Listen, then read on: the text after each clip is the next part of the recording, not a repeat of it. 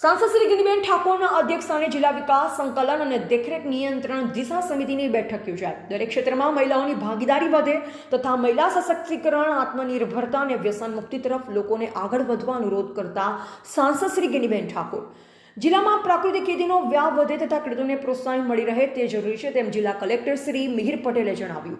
જિલ્લા વહીવટીતંત્રની સારી કામગીરીને બિરદાવી અભિનંદન પાઠવતા સાંસદ શ્રી ગિનીબેન ઠાકોર आज कलेक्टर कचेरी सभाखंड पालनपुर खाते बनासकांठाना सांसद श्री गैनीबेन ठाकोरना अध्यक्षस्थाने जिला विकास संकलन और देखरेख नियंत्रण दिशा समितिनी बैठक योजाई।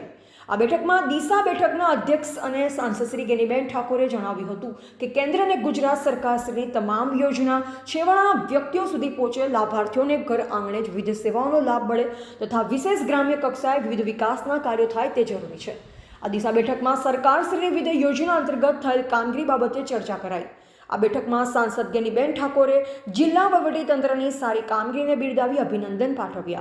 बैठक में तेमणे खास करी दरेक क्षेत्र में महिलाओनी भागीदारी वधे तथा महिला सशक्तिकरण और आत्मनिर्भर बने ते दिशा में काम करवा सूचन कर्युं। आ बैठक में इंचार्ज जिला विकास अधिकारी श्री सीपी पटेल सहित संबंधित विभागना अधिकारीश्रीओ और कर्मचारीओ उपस्थित रह्या हता।